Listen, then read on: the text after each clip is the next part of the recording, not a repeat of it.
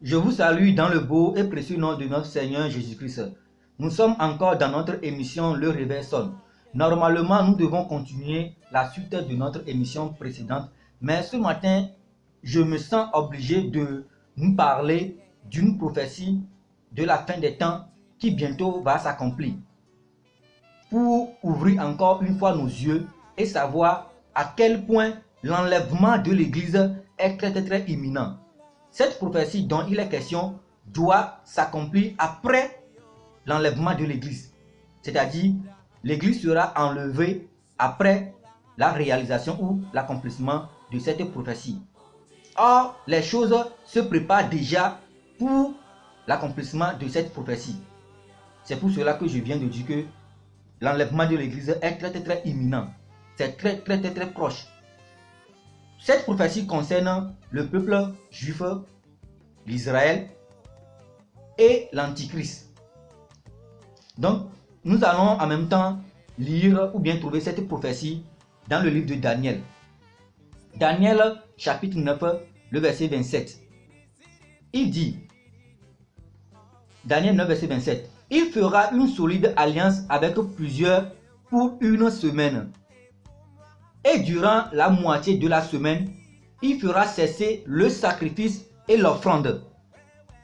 Le dévastateur commettra les choses les plus abominables, jusqu'à ce que la ruine et ce qui a été résolu fondent sur le dévastateur. » Ici, dans ce chapitre, je vais faire un petit résumé de ce chapitre. Ici, Daniel est en train de prier dans le chapitre 9. Il est en train de faire des prières de supplication et de demande de pardon pour son peuple. Et vers la fin de sa prière, l'ange Gabriel lui est apparu pour lui révéler ce qui va se passer dans la suite des temps. L'ange Gabriel disait à Daniel, « Daniel, 70 semaines ont été fixées sur ton peuple. » Et ces 70 semaines, l'ange Gabriel a réparti ces semaines, 70 semaines, en 3 phases. La première phase est constituée de 7 semaines. La deuxième phase est constituée de 62 semaines. Et la dernière phase est constituée d'une semaine. Et c'est de cette dernière phase d'une semaine dont il est question dans le verset 27.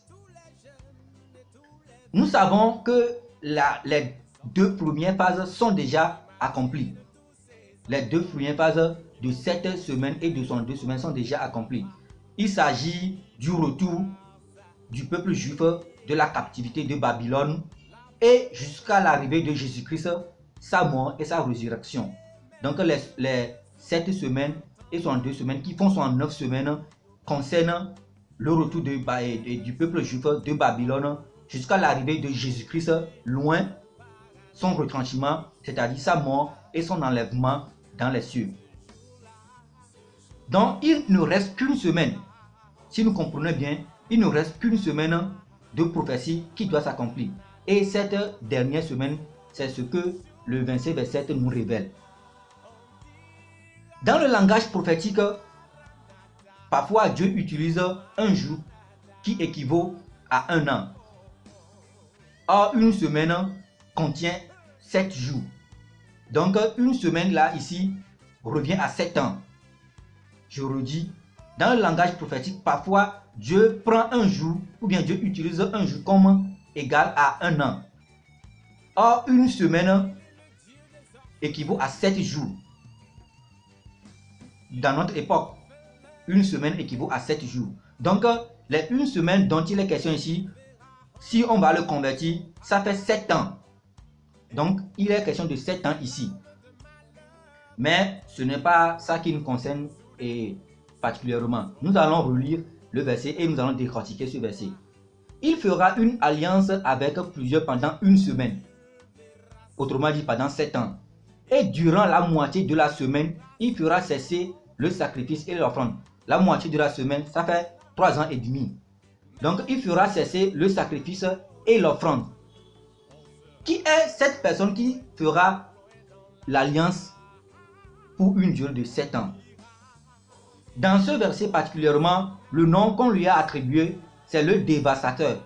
Il dit le dévastateur commettra les choses les plus abominables. Donc il concerne le dévastateur ici. Mais le nom courant que nous connaissons, c'est l'Antichrist. Donc il est question ici de l'Antichrist.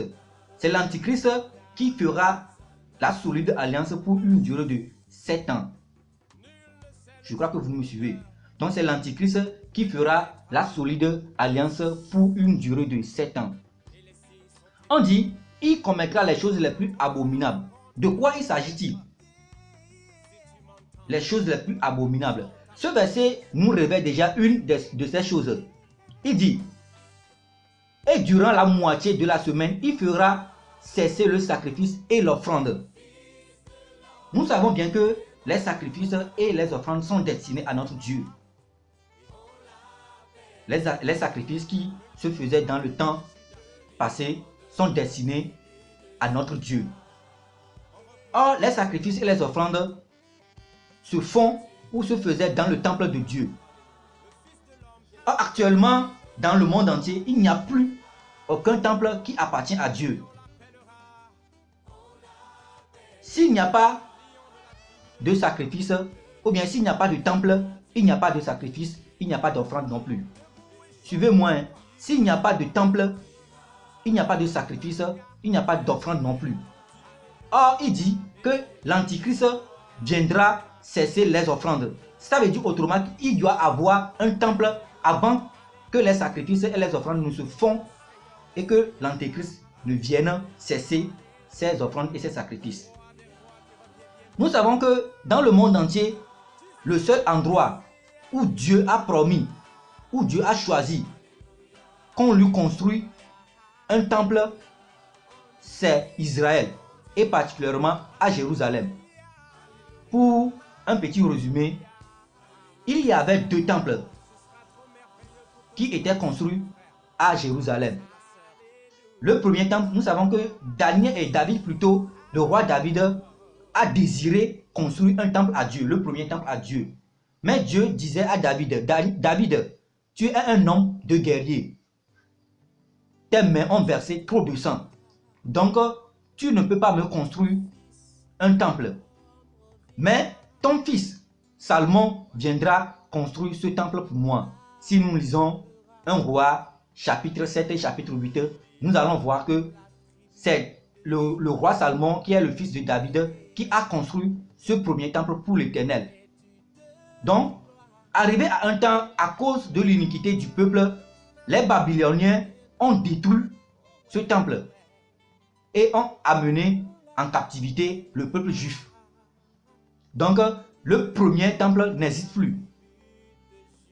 De retour de la captivité, c'est-à-dire au temps d'Esdras, dans Esdras, à partir du premier chapitre en allant, nous allons remarquer que de retour de la captivité au temps du roi Cyrus et le roi du Perse, les Juifs étaient de retour dans leur pays et ils ont encore de nouveau reconstruit le deuxième temple. Les Juifs ont encore de nouveau reconstruit le deuxième temple. Ce deuxième temple a subsisté jusqu'à l'arrivée de Jésus-Christ. Ce deuxième temple a subsisté jusqu'à l'arrivée de Jésus-Christ. Et si nous lisons bien Matthieu 24, nous allons remarquer que Jésus-Christ faisait une prophétie. Il a dit, dans peu de temps, ce deuxième temple dont il est question ici sera totalement détruit. Et après le départ de Jésus-Christ, effectivement, au temps des Romains, le deuxième temple a été détruit. C'est dans l'an 70 de notre époque. Le deuxième temple a été détruit. Donc, le premier temple et le deuxième temple sont détruits. Il n'y a plus actuellement en Israël, particulièrement à Jérusalem, aucun temple qui appartient à Dieu. Or, le verset que nous venons de lire dit, le dévastateur fera cesser les sacrifices et les offrandes. Autrement dit, les sacrifices et les offrandes qui se faisaient, ou bien qui se feront plutôt dans le temple de Dieu. Alors, juste, je vais vous dire simplement ce matin que il doit avoir obligatoirement un troisième temple en Israël. Un troisième temple plutôt doit se construire en Israël. Et ce troisième temple aura rapport avec l'Antichrist. Or, nous savons que actuellement, au jour d'aujourd'hui, Tout est déjà préparé pour la construction de ce troisième temple. Tout est déjà préparé. Il suffit de donner l'ordre pour débuter la construction de ce temple. Mes amis, vous voyez, donc, si nous faisons un petit rapport, nous allons remarquer que bientôt, dans peu de temps, l'enlèvement de l'église va se produire. Parce que l'enlèvement doit se produire avant que le dévastateur, qui est l'antéchrist ici, vienne s'asseoir dans un lieu saint pour faire cesser les offrandes et les sacrifices. Nous devons lire ce matin encore le livre des Thessaloniciens qui va encore plus nous approfondir ce qui se trouve ici dans Daniel. Mais le temps est avancé. Je crois que vous avez compris quelque chose. Juste pour vous dire ce matin que il y a le troisième temple qui doit se construire en Israël. Et ce troisième temple est sur le point d'être construit. Dans ce temple, le dévastateur, l'antichrist, fera cesser les offrandes. Or, l'antichrist va cesser les offrandes après l'enlèvement de l'église. Donc, juste savoir ce matin que l'enlèvement de notre église, ou bien de l'église de Jésus-Christ plutôt, est très imminent. Mes frères et ma soeur, préparons-nous, ne dormons point, réveillons-nous, revoyons notre attachement avec Dieu. Attachons de plus encore à notre Dieu pour que nous ne ratons pas cet enlèvement. Dans notre prochaine édition, nous allons encore revenir pour mieux comprendre de quoi il s'agit. D'ici là, portez-vous bien. Je vous donne rendez-vous dans notre prochaine émission. Shalom à vous tous.